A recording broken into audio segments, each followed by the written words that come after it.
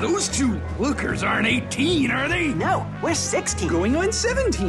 You gotta get them out of here. Sergeant Hatred is a PDF file. FlynnsArcade.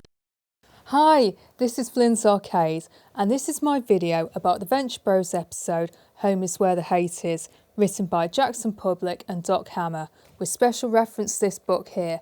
Before we start, please could you do me a massive favour and give the video a like and subscribe to the channel if you haven't already, and now, let's go. Sergeant Hatred introduces himself to Dr. Venture as his new archenemy and invites him to a terrible party at his house. The boys aren't allowed to attend, and this is because Sergeant Hatred has a court order that prevents him from associating with minors. Meanwhile, Sheila and the Monarch are adjusting to married life in Phantom Lim's old mansion. Style. The Venture Bros isn't particularly known for being edgy, but promoting a known PDF file to a leading role is a pretty bold move, to say the least. Good night, boys. Hey, sure you don't want to have a little sleepover? The wife's at her mother's, and I got a basement full of video games. Huh? Maybe a shower? Especially since Sergeant Hatred has replaced fan favourite The Monarch as Dr. Venture's archenemy.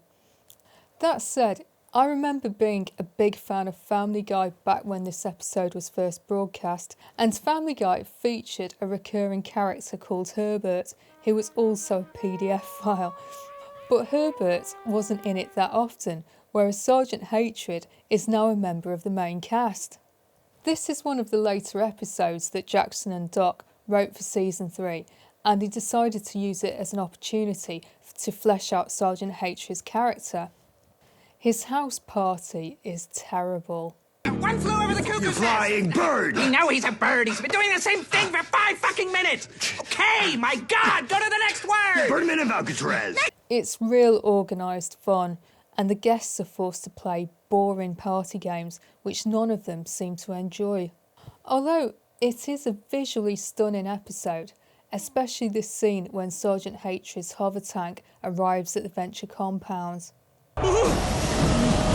Hank, if a big man walks out of the burning cloud, do not be afraid. That's Jesus. Attention, Dr. Thaddeus S. Venture! This is Sergeant Hatred, your blue archenemy. Prepare to meet your doom! Character development. Those two lookers aren't 18, are they? No, we're 16. Going on 17. You gotta get them out of here. Sergeant Hatred is a PDF file. I had some troubles back before I met my wife. Long story short, I'm not allowed to be within 50 feet of a beautiful minor. Should have mentioned it back at the compound. Actually, I'm required by law. We already knew this because it was discussed way back in Showdown at Cremation Creek Part 1, and before that in I Know Why the Cage Bird Kills. But in this episode, it's really elaborated on. It appears that he's been subject to a court order that prevents him from associating with minors, so it looks like he may have been prosecuted at some point or other. But he's a lot more intelligent than we may have first thought. I'm a changed man, Monarch. There's less hatred in this old hatred. But I'm not an imbecile. I have been sitting back and watching you and your fat, worthless henchmen rob me blind. What? That's insane. He is arching Dr. Venture to get back at the Monarch as revenge for him ripping him off all these years. In the art book, Doc Hammer says that it's kind of like when you start dating the ex-girlfriends of a guy you hate. Meanwhile, Sheila and the Monarch are adjusting to married life. With a certain amount of friction, the Monarch is jealous about her previous relationship with Phantom Lim, who was the previous owner of the house, so he's struggling to come to terms with living there. And he is also trying to set up some boundaries between his old bachelor lifestyle in the cocoon and his new life with Sheila. But despite these challenges, the couple are very much on the same page, as seen in the game of charades that they play at Sergeant Hatred's party. It's a movie. Duh. No talking! The Scorpion King. Break into Electric Boogaloo! Boom. That's how it's done. In Showdown at Cremation Creek Part 1, we saw how poorly 24 and Dean get on. So Gary decided to send Dean in to help cheer him up during his stay in hospital. I got someone here who came to cheer you up. He remembered? Oh.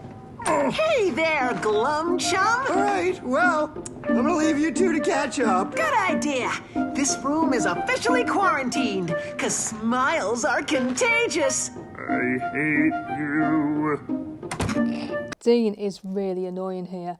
It was a mean trick on the part of Gary and Hank to play on him, but it was rather funny. Dr. Venture continues his moral decline by hitting on the newly married Sheila at the party. Many women have hit on me because of my fame. Nothing happened. And some just sense the inner animal. Pheromones. Ladies pick up on it. Nothing happened. Are you sensing anything now? My smell, perhaps? Meow. She really isn't interested, and it's all kinds of cringe. The Monarch really should stop making more effort to hang out with her when they go out in public, because somebody inevitably hits on her wherever they go. Cultural references. A town called Malice.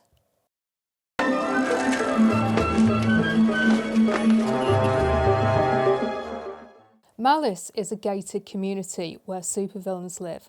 It is a song by the British new wave band The Jam.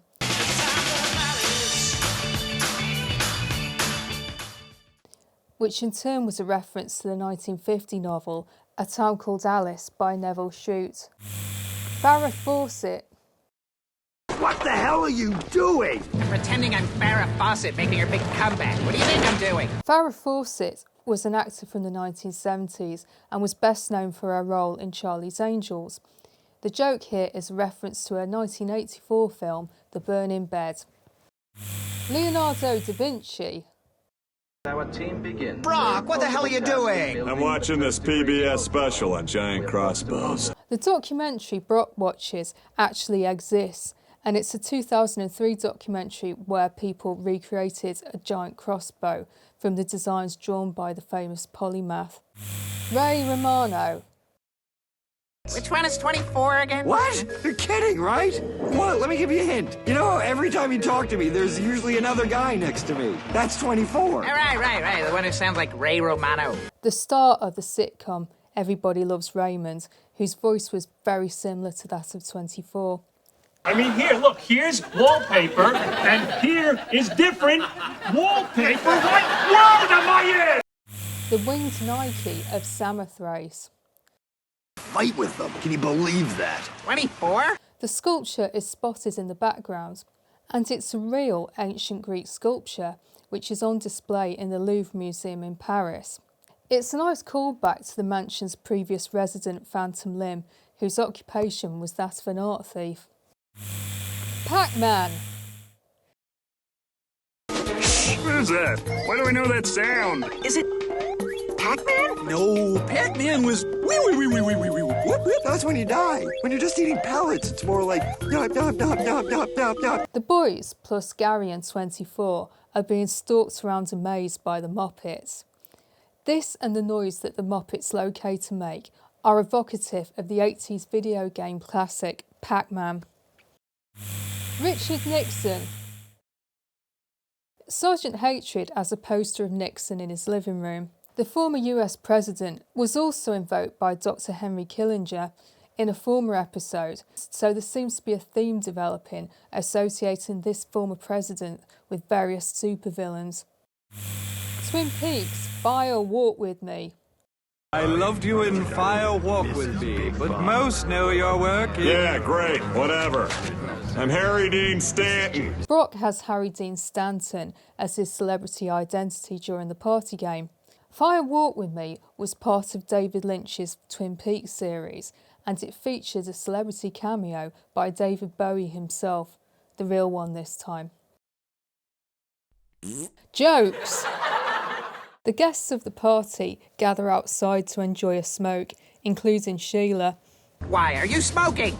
Maybe. What? When did you start smoking? 1989-ish. So you have been lying!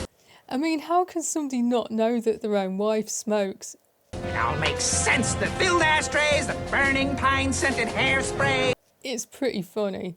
Yes, I'll say it. Her 3-pack-a-day voice? Why couldn't you just tell me, you liar? Well, because you Liar! would do that. Liar! And also, that's the explanation for Sheila's very deep voice.